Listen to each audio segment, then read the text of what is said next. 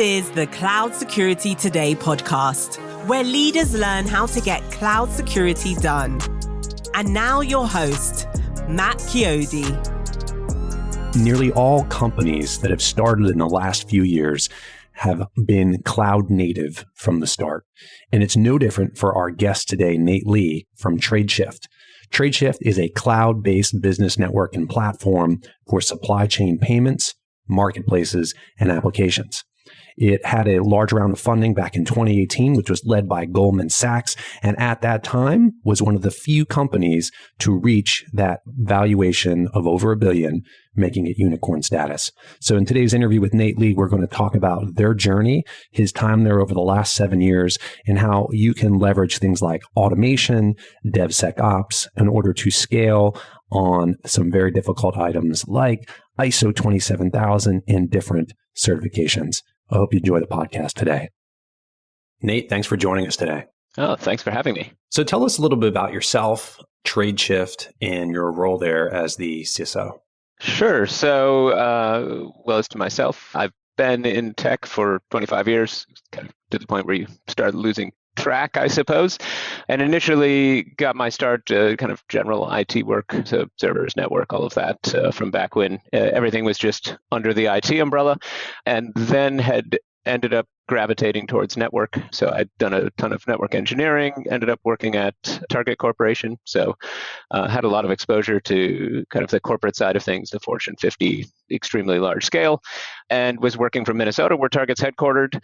But a little over 10 years ago, moved out to the Bay. I guess the siren sound of Silicon Valley was calling, and came out and got into the startup scene working as a architect. So kind of helping design systems and networks for a video conferencing company.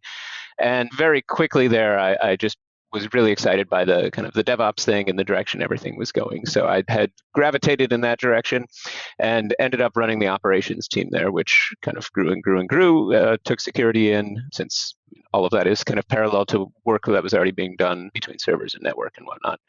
So ran ops and then came to Tradeshift, where I'm at now, 7 years now, which I guess is quite a long time by Valley standards, or any standards really in tech. So I've been here 7 years, came over running the ops team, but very quickly it was clear we needed someone focusing on the security side of the house. And one of the things, I guess, that I'd experienced previously is just security that wasn't really engaged in the business or wasn't compatible with kind of engineering goals and kind of having some of these arbitrary controls that no one likes.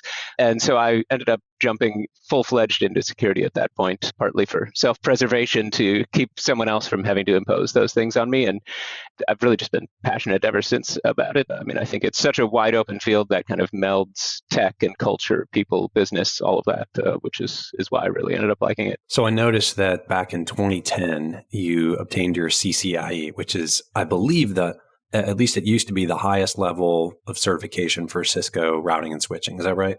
Do I still have that right? Yeah, that was the doctorate of networking. I don't know if the marketing person came up with that or something. It certainly was extremely hard. I mean, I think I still have like a pinched nerve in my back from studying for 2 years straight, nonstop, all day, every day.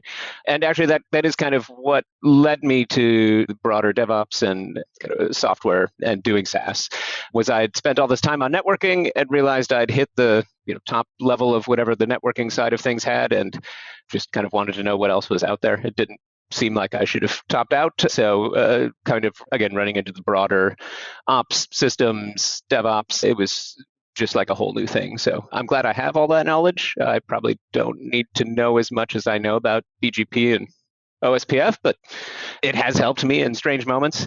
And certainly now with things like Kubernetes or whatever, having overlay networks and underlay networks and understanding how all these things proxy back and forth. I mean, not the worst bit of knowledge to know, I suppose. Yeah, that's not something that from a DevOps perspective, there typically, in my view, has been, there's usually a dearth of knowledge around that, where it's almost like, yes, we still rely heavily on the network, but we really don't need to know that much about it, right? And maybe that's a good thing, right? A lot of that's been abstracted.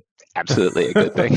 I'm sure there's not nearly as many CCIEs being minted as there was, a decade ago.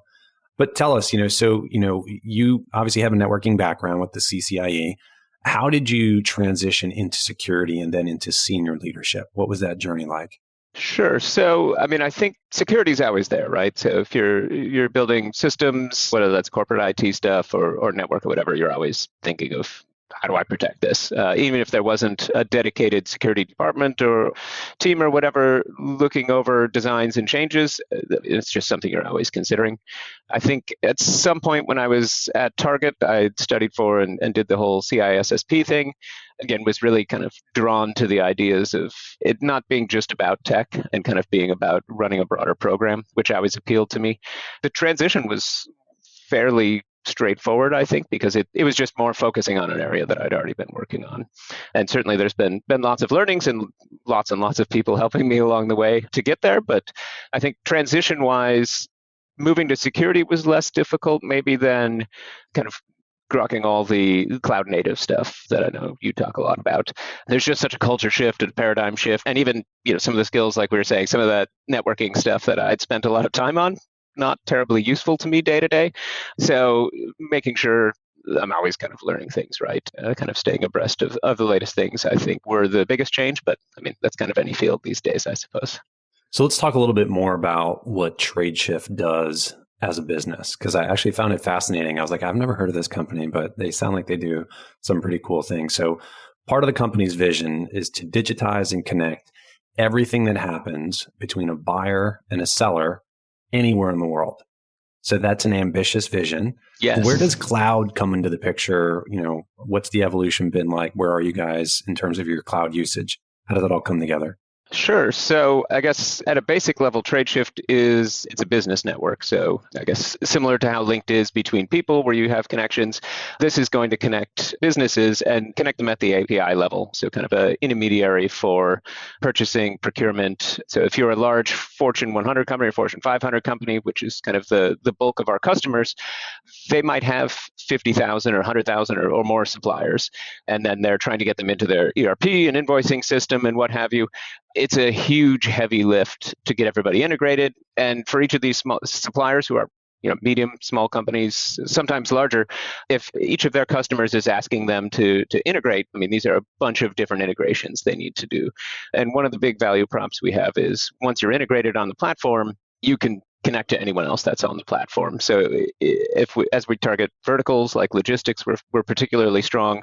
We sign a new customer, sometimes 20, 30% of their supply chain is already on the network. So rather than having to try to convince them to take time to build an integration to send purchase orders and invoices, which they really, really don't like to do, it's already there. And now it's setting up the connection and just kind of piping those things back and forth. So that's kind of the base bit that we have.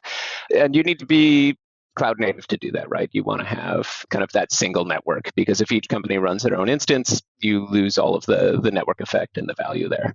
And it gets into a lot of the stuff we're working on now going forward is financing. So being able to provide liquidity into the supply chain, and we can do that in a way that others can't because of this network. So that's where a lot of the value becomes, because we have historic transactions of everyone on the platform, which allows financiers to get a much better idea of risk as far as borrowing money out to these suppliers. So where does cloud come into the picture with all that? I mean, it's cloud native. So everything from the very beginning was built in AWS. Certainly, we've historically had customers who want to run Tradeshift in their data center or their cloud or whatever.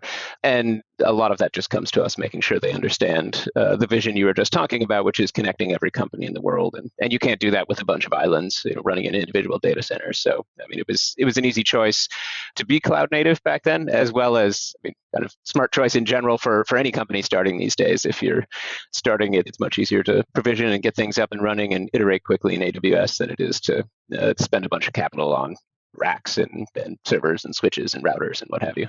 So a lot of our listeners are not cloud native, right? They weren't born in the cloud. They're not kind of cloud natives.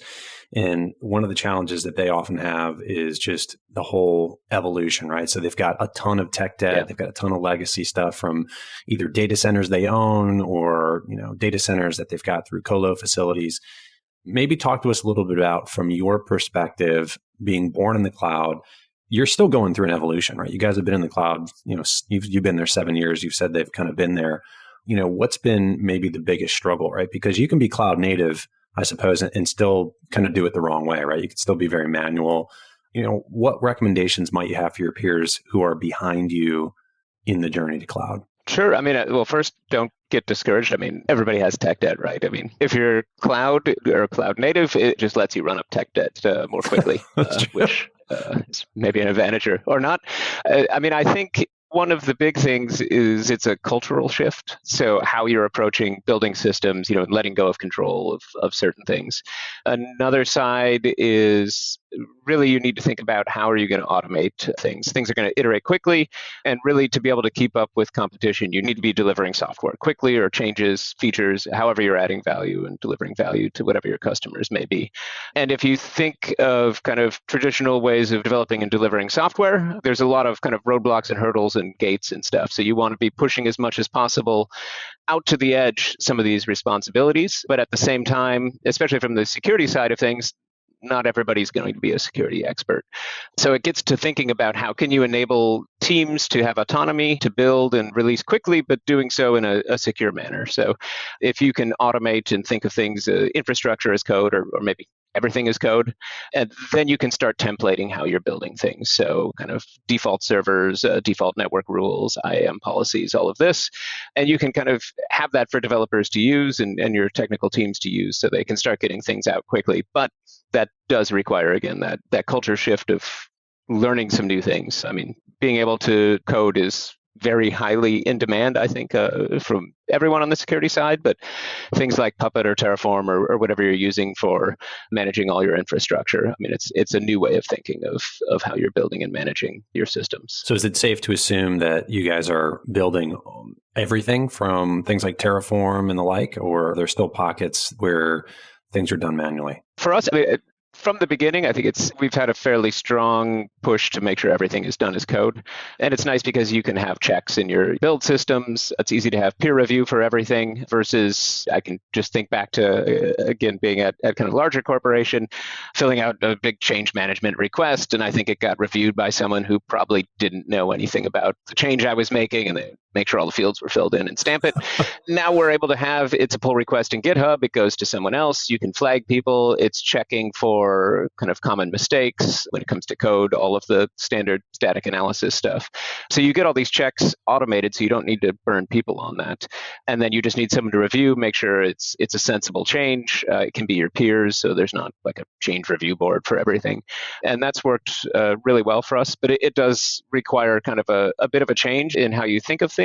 And really, all of that is a drive towards how do you empower your engineers, your developers to kind of act autonomously, but I guess with some sort of guardrails, right? So you can keep them within bounds. And certainly there's risk with doing changes that way, but it's the same with any other kind of way you would approach that. So when you think back, that makes me think of another question, which is, when you think back to where you were, 7 years ago, you said that you guys have built a lot of automation in from the start. But when you think about kind of the strategic focus of your security program in terms of how far left you've shifted where security is looking, has that changed, or have you guys had a pretty consistent focus on trying to get things, as close as possible to the developer in terms of, security processes, tools, things like that? Yeah, I mean, I think well, when I started, we didn't have a security program necessarily, at least not a dedicated one. I guess there's no shift left.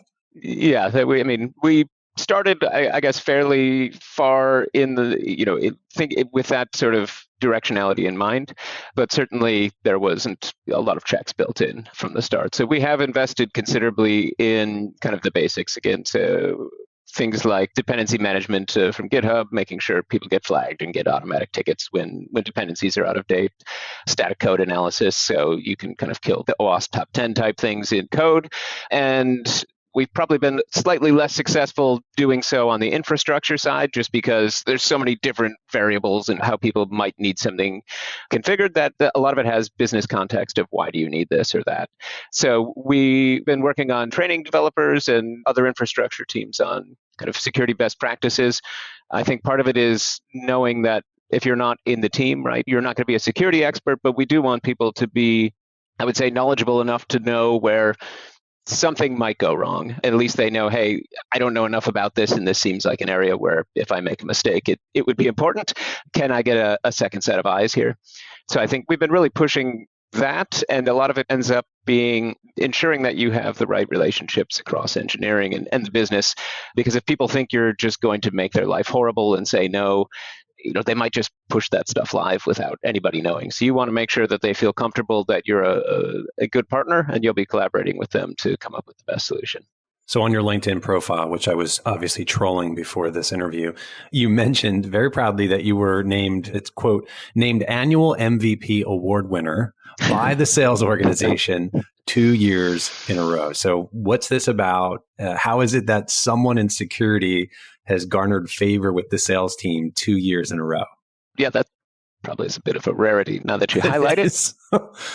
I guess it goes to not having a security program when I had originally started. And part of why we needed one was obviously want to be secure, but it starts being a blocker in sales cycles. And especially maybe 7 years ago, it was less common that companies had, say, a SOC 2 or ISO or whatever sort of certifications they were doing.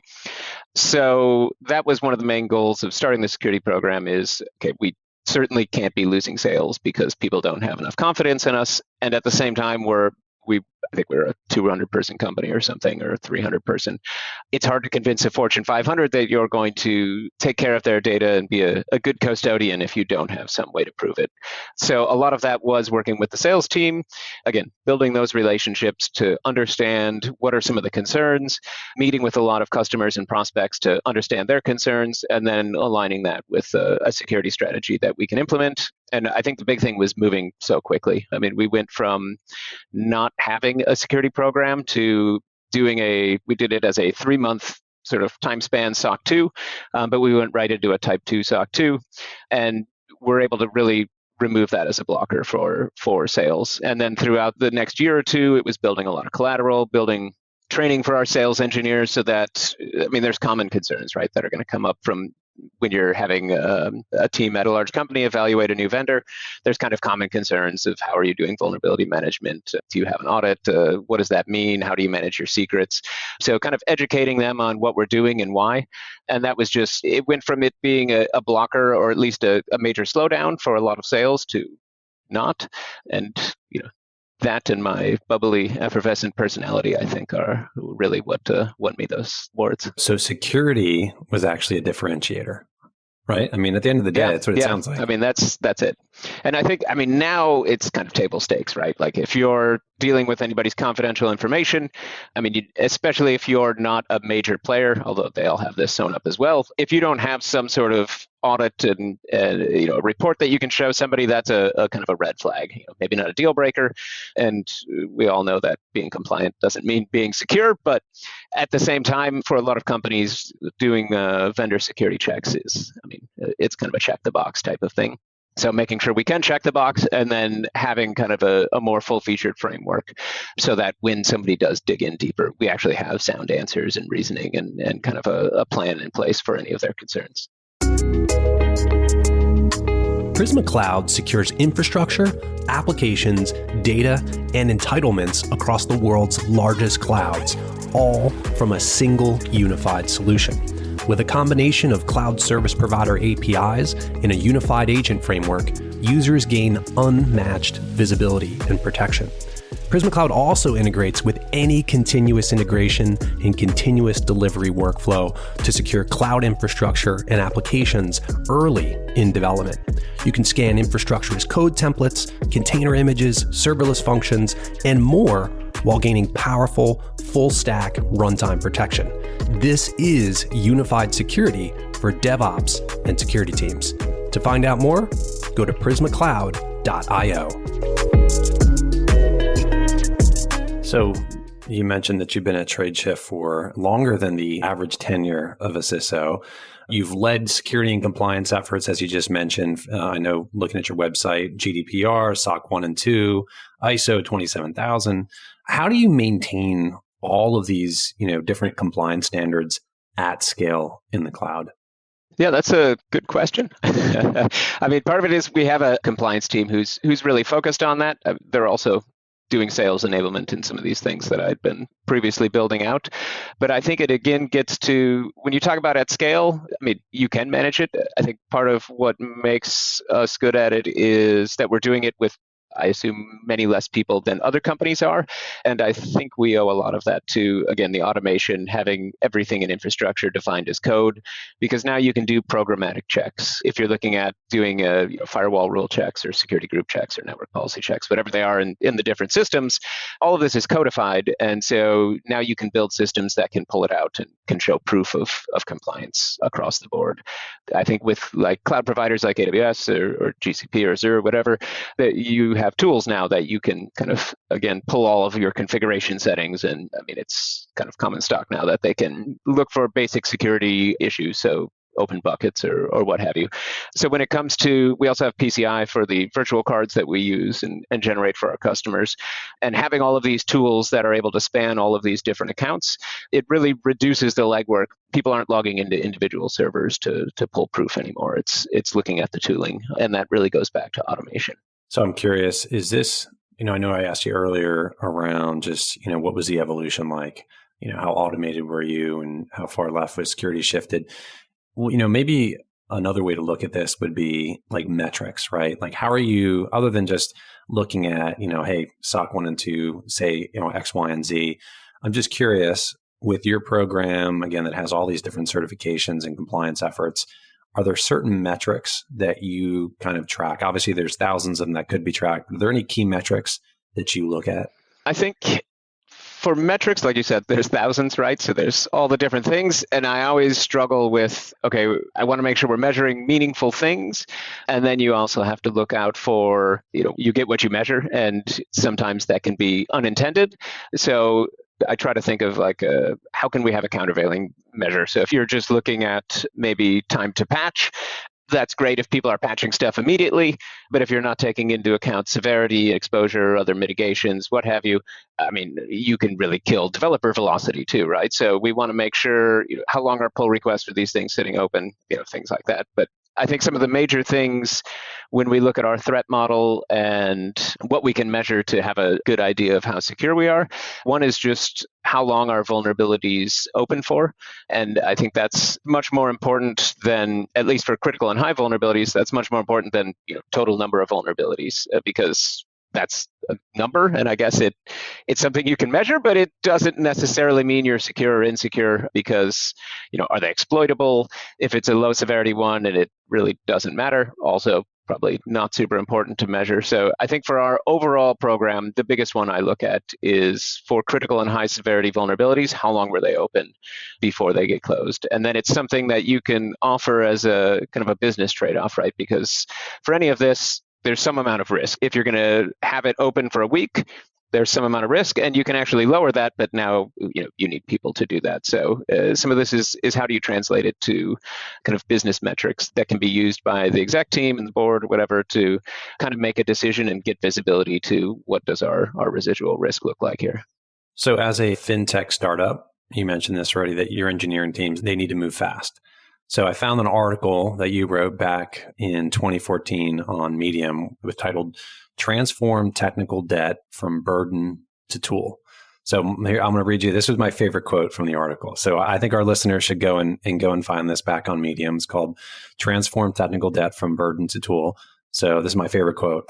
Quote, "You need to keep a balance between being responsive to the immediate needs of the company and providing the longer view, ensuring that the infrastructure your product is delivered on is efficient, supportable, and scalable," end quote.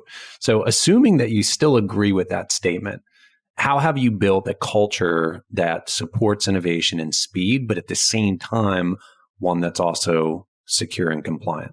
Yeah, I mean, I think I haven't read that one in a while. Clearly, I've done a lot of writing since then, if that's the It might have been the only post. I don't remember. It's the only one. Yeah, I think it used to say, wait for part 2, which never really came. But I think that, when it comes to technical debt, the biggest thing is making sure everybody understands the trade-off. And I think a lot of this is true, whether it's engineering technical debt of you just have something that is hanging there that you need to fix, or maybe it's a medium severity vulnerability that requires a larger upgrade, and do you push it or not?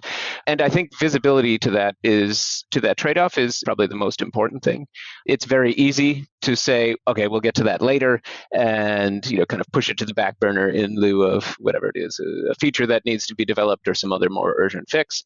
And having that flexibility is really important because at the end of the day, you're there to run a business and be successful and deliver value to your customers. The problem ends up being when there isn't visibility to that pile of debt that keeps kind of working its way up.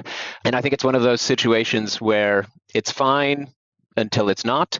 And I guess if you look at like Log4j or something as a recent example, if you have become super far behind in all of your systems, you haven't been investing in automation, maybe you're using an insanely old version of Log4j. I don't know if there's breaking changes or not, but for some of these systems, the longer you let them get out of date, the heavier lift it is. And now you get hit with whether it's a critical vulnerability or a customer who really needs a function that requires now dealing with your technical debt. If you haven't stayed up to date on that, suddenly you're now in a very bad place if you're critically exposed and it's a 6-month project to update things. So I think when it comes to technical debt, the biggest thing that we've done is really try to make sure that there's continual visibility to that.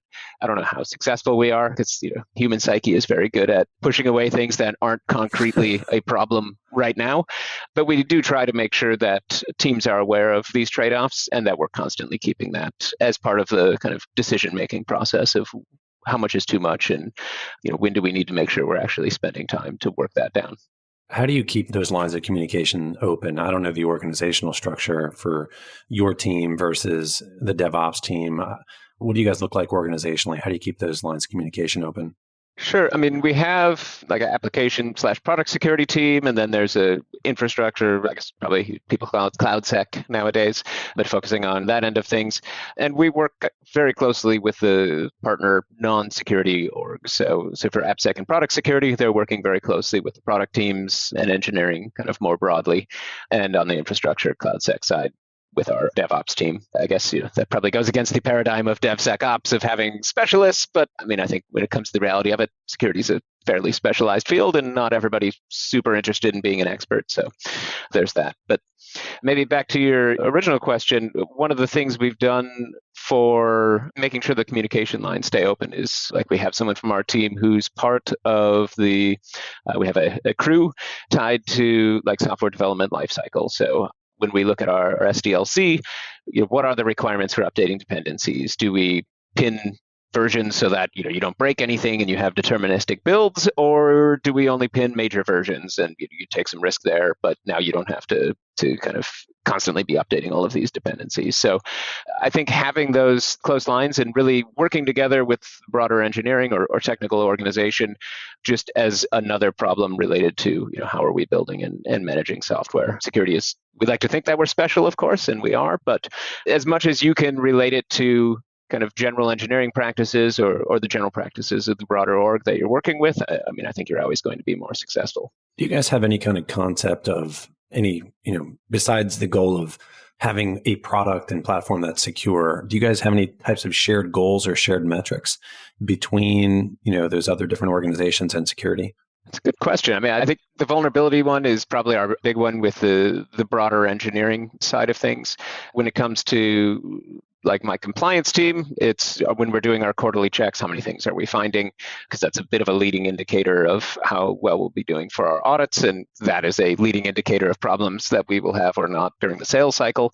So I think those are probably the two bigger ones. Again, there's a lot of different metrics we do measure and could use, but I think those really, if I were to summarize kind of the joint goals that we want to have to know if we're doing well or not, those are good. For a while, we were actually doing NPS survey. So, how likely are you to recommend working with the Tradeshift security team? And we were sending this out just to everyone that we work with. So if it's engineering or professional services or what have you. And I actually still really like that metric because the more people are happy working with you, assumedly it's because we help them be more secure. We're removing blockers. We're adding value. And it's not one of those metrics where, again, I feel very questionably, without context, any single metric can be abused. And so I think something like that has been helpful because it also pushed us to make sure we're being helpful to other teams, proactively reaching out, making sure we're following up and not just telling people what to do, but making sure they understand why we're doing things and collaborating on solutions. I love that. An internal NPS metric. Yeah, it was definitely met with some questionable looks when I first proposed that, and of course people pick that apart of 6 versus 7 and what does that mean? But I actually think it was pretty successful. Yeah, I mean, it sounds like a great idea, and I don't know if I've heard too many other teams doing that, and maybe they wouldn't be interested in their NPS score. So maybe that's part of the problem. So you didn't get to where you are today alone. I would love to hear from you. What's the best piece of advice a mentor ever gave you? I mean, I think I have couple, one probably more strategically meaningful, and that was having empathy for whoever it is you're working with, and in the sense of really understanding where they're coming from, what problems are they facing, how does what I'm looking to do align with that or not, and using that to kind of frame where, if a lot of times we have things that teams have to do. Hey, you have to do X because we're not compliant or this or that, and making sure that, again, we're framing it in the context that's native to the person we're dealing with. It helps you be much, much more successful. And I mean, certainly in security, assuming in every other field, but definitely in our field where you're telling people to do things, they're busy, they have other stuff to do, they probably don't understand enough to even understand why this is important. So really relating to them and helping them understand how this adds value. That can be, again, through unblocking sales, and it can be protecting customer data, helping them really understand what the implications are. And in the reverse sense, making sure you understand, hey, if I'm going to implement this control and impose it on a broad group of people, what is that impact? And if it's going to make their life painful, making sure that I understand that, and then I can make a smart decision, ideally with them on, is this trade-off worth it? And if we think it is really painful, how can I help them by either modifying a control or thinking through the process? How can we make it so it's kind of amicably done on both sides? And I think that's been, I think when I first moved out here to the Bay Area and took a job in a startup, that was one thing our CTO had told me, because I think I was maybe coming in a little too hard charging and excited to fix things. And just kind of that perspective shift was really helpful for me. So one thing I've learned myself from just reading many, many books on those that are successful in terms of leadership is that, leaders consistently usually have two traits. One is they've got a high level of self-awareness. And two, they are constantly learning. So I'd love to hear from you. Is there, if you had to make a book recommendation or maybe some of your favorite podcasts, how do you feed your learning? Well, lots of reading. I have a shamefully large stack next to me of 1/4 to 3/4 read books. So, I think it really depends on, I don't know that there's one really great book for everyone. It really depends on an individual situation. I think it's much more important, like you said, being self-aware, where can I learn the most, and then just having the gumption and willpower to go and read. And I think the times where I've taken breaks, it does take a little effort to get back into it, just like exercise or whatever else. But once you get into it and you're reading, that's the important thing, right? You're constantly learning. And I think in security and in software development these days, if you're not constantly learning, you're falling behind just as quickly. So it's kind of a must-have.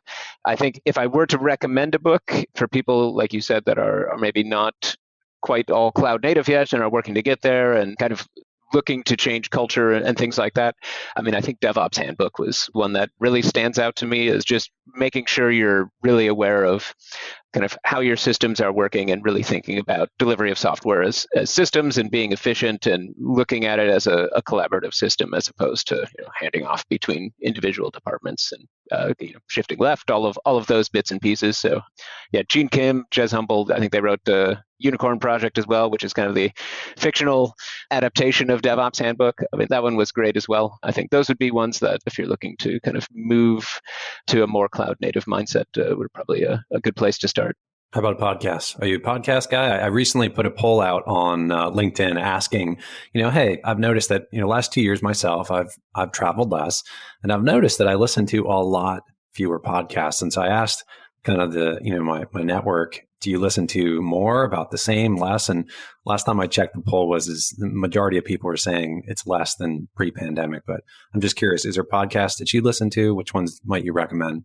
I'm not much of a podcast person. Honestly, before pandemic, when I was biking to work a lot, I would listen to podcasts, but it was all Spanish stuff because I was trying to learn Spanish at the same time. And I found tangentially that listening to a Spanish podcast made me think enough while I was biking that it slowed me down and therefore made me safer riding a bike in the streets of San Francisco. Nice. But yeah, no technical podcasts on my side. I mean, I mostly just reading, I suppose. So did you learn Spanish? It's one of those up and down things. If I have a planned trip where that will be useful, I'll go and study for 6 months beforehand, and then it slowly kind of fades away. I'm back in the lull here, having similarly not been traveling in a couple years, but I have to find a new commute too because I don't go to the office anymore. So that's definitely killed some of that listening time. So everyone is hiring in cybersecurity, and I know you guys are at Tradeshift as well. So the real question, and we were talking about this before we started recording, is why should, if someone's listening and they're part of the Great Resignation, they're looking to do something new, why should they come work at Tradeshift? Yeah, we were talking about how it's probably better to phrase the question that way rather than are you hiring? Because of course, everyone's got a million openings. I think, what makes it special and at least very enjoyable for me here is having a team that's really cohesive. We work well together and focusing on partnerships with all of engineering. And then being a fast growth company, there's so much to learn. I mean, we have a million projects that need to be done. So we are able to have a lot of flexibility of working within the bounds of what someone is interested in, if they want to focus on infrastructure or vulnerability management or detection or what have you. I mean, there's a million ways that we can run. But really the team that's why I've been here for 7 years. I've never stayed at a place longer than 3 years before this. And I just really like my team I work with and the company in general. I know everybody says that about the company they're currently at, but I think being here 7 years probably speaks louder than anything else. Yeah. So if there are folks listening that are interested in hearing more, definitely feel free to reach out. Happy to talk more and be delighted to chat. So where can listeners learn more about you and Tradeshift? The Tradeshift website is probably the painfully obvious one. Or if you want to chat with myself, you can reach out on LinkedIn. And even if you're not looking for a job or something, if just to chat about specific concerns or talk security, I'm certainly open to that as well. So definitely reach out. Awesome. Well, Nate, it's been awesome having you today on the podcast. Thank you for joining us. Great. Well, thanks for having me.